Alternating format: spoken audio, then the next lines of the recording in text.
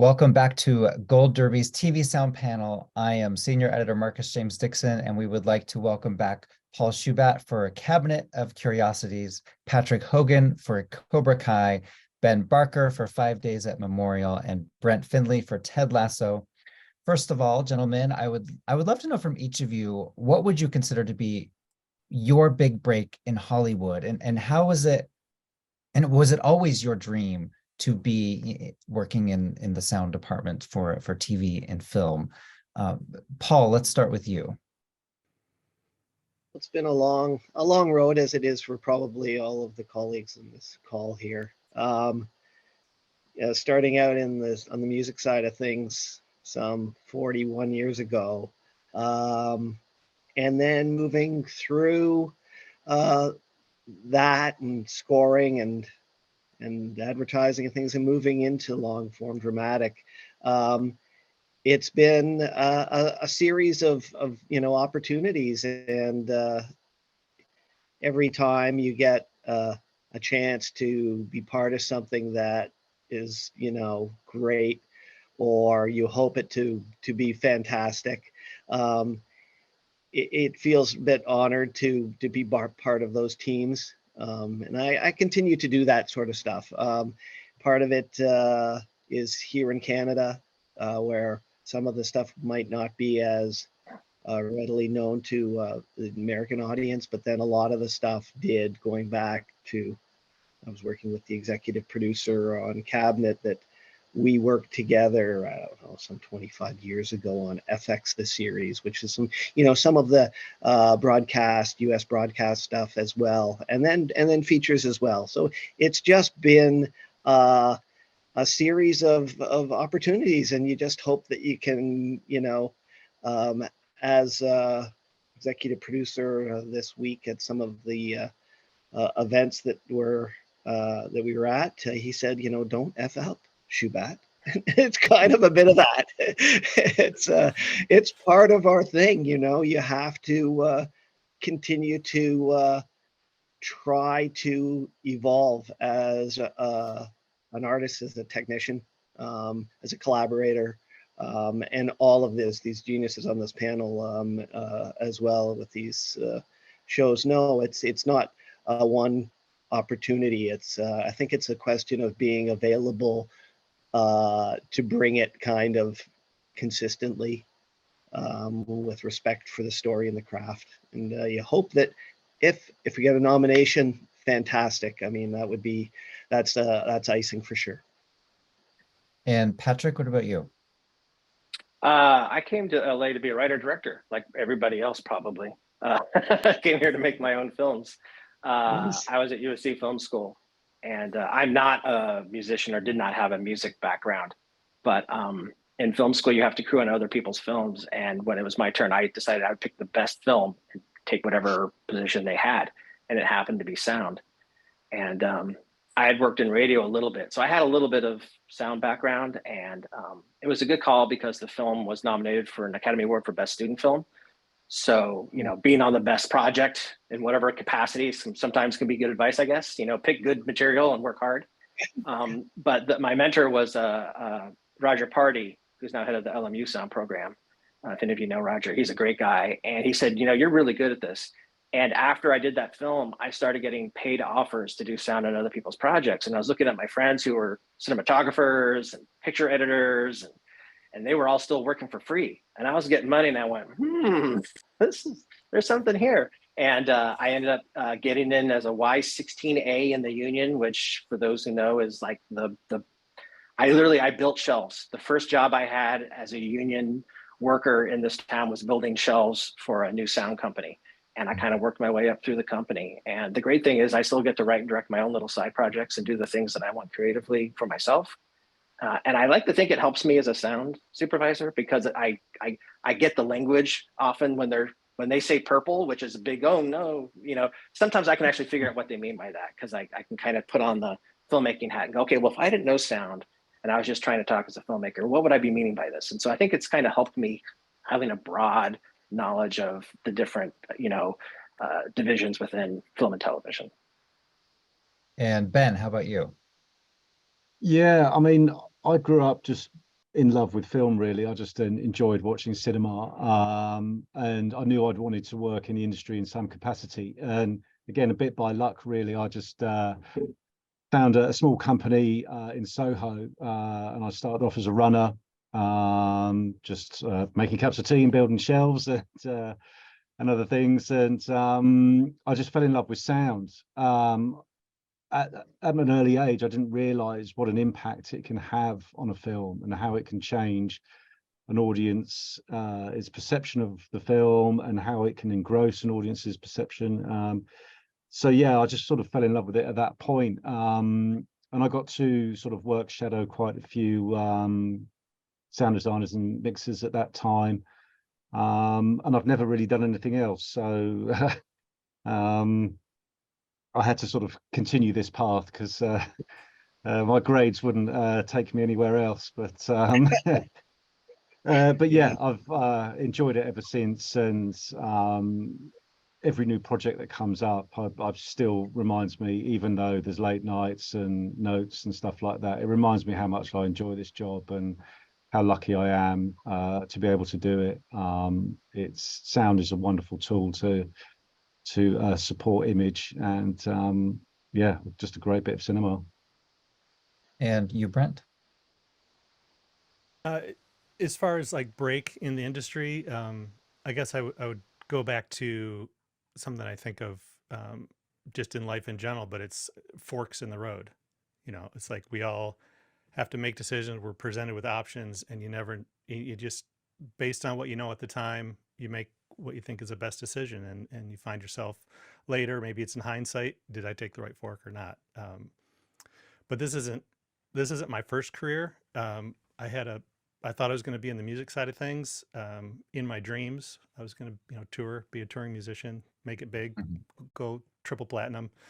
But in the meantime, I had other jobs, a bachelor's degree in IT, network administration. My wife and I had a house in Michigan, and in my basement, which Michigan is good for, is I had a studio, and I was going to make records, and I didn't know what the heck I was doing, but I kept saying someday, and my wife finally said, either put up or shut up.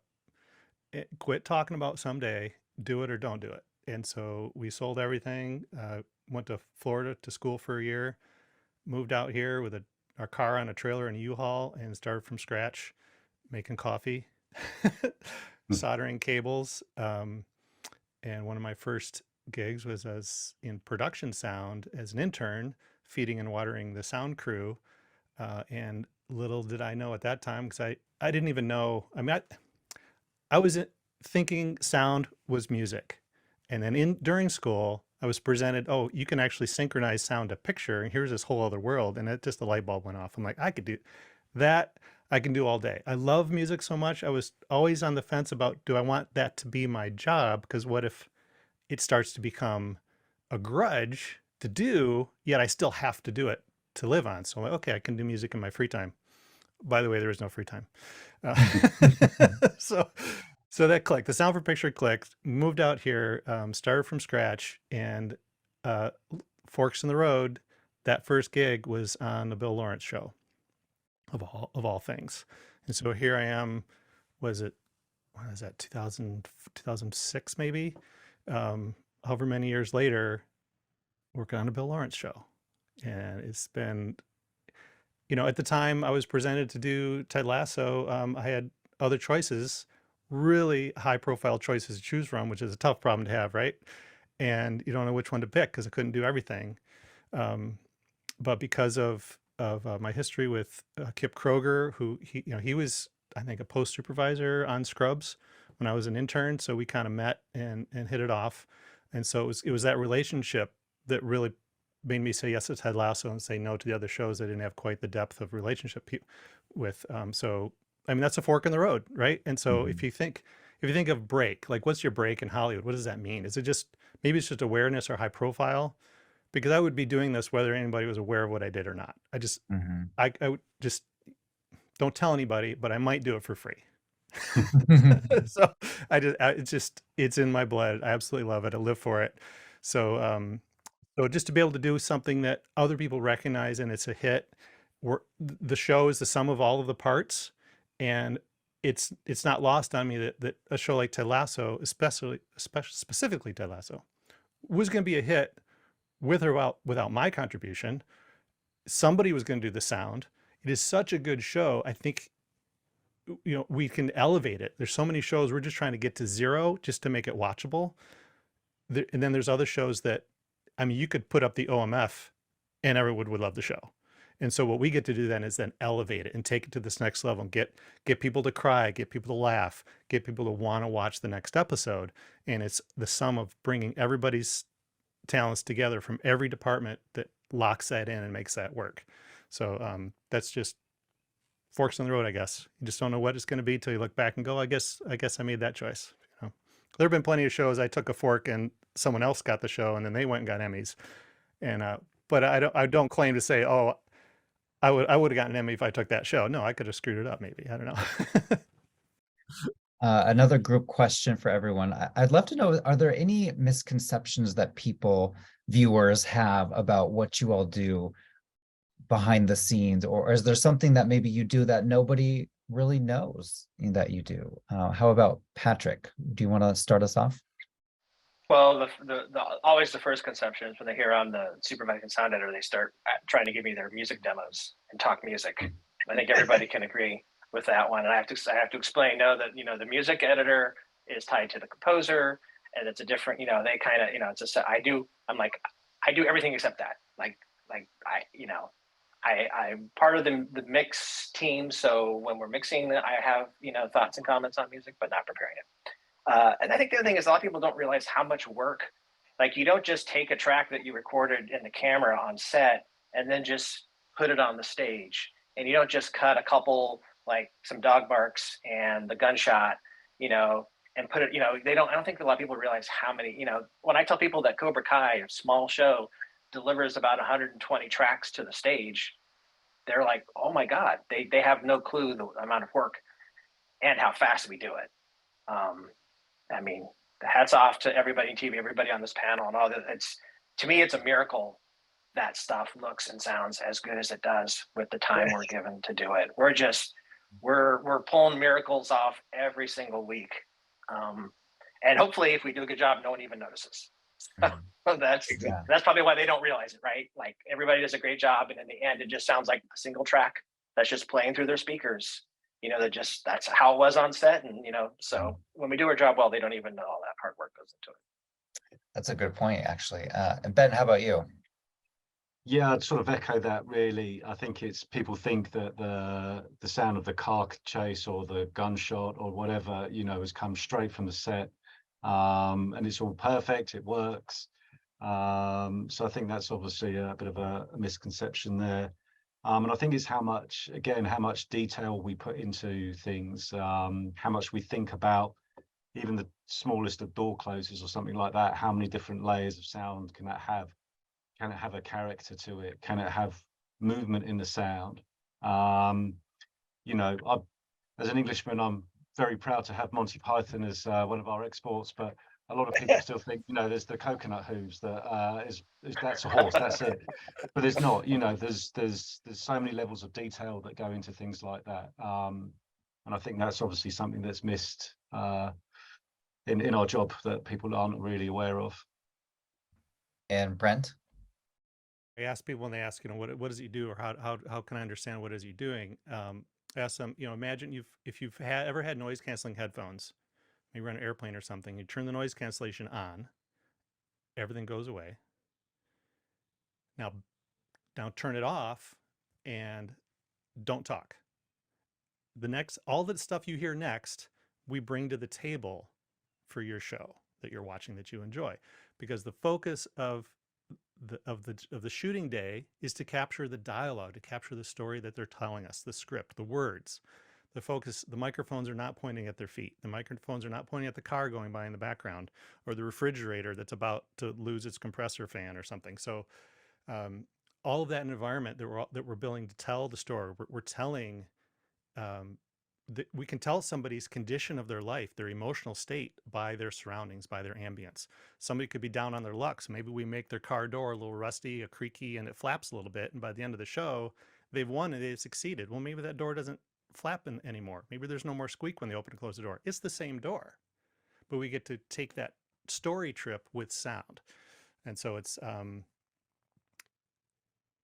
just the understanding that it's not all captured on the microphone on the day it was produced. I talked to an actor once and I told him, oh, hey, I edit your dialogue. And he said, what's wrong with my dialogue? This is an actor. So like, there's a lot that's not fully understood about what has to happen to make it presentable, make it broadcastable, something can be exhibited and enjoyed as a story. Without that, it's just somebody on the street with a microphone and you get what you get. A siren goes by. But in what we're doing, everything you hear is intentional. If there's a siren there, we put the siren there as part of the story. It's not an accident. And Paul, how about you? Well, it definitely is an Oz moment, that behind the curtain. And that's how I think all of us here love it. When someone just says, like we said, just went for a ride, and you watch, something, then you go, when you ask your family or friends or colleagues, how was it? And I have to go back and look at it, because it's just, so much of it is lost in the storytelling. And that's when the oral focus of things, as we can push and pull eye lines, and as was said here, the emotions back and forth. And once you have them in your hand, and you've done, we've all done our job. We've really helped the storyteller from script on come to life, and that's, I think that's super important, and I love when it's lost, and I just want to be that guy behind the magic curtain until it's award time, maybe, or colleagues go, hey, what did you do there? And you go, well, let me tell you, 686 tracks of sound effects on Autopsy or something. I think that's where we were at. We were pushing a lot of elements, and a lot that gets lassoed and muted until so those decisions, those grand decisions that you go, okay, this isn't serving our story, so let's go in that fork in the road, which I like that analogy. So that's it. Well, thank you all so much for chatting with us today. I learned so much about what you do and in your profession, and Emmy nominations are coming up. So best of luck to each and every one of you. Thank you. Thank you very much.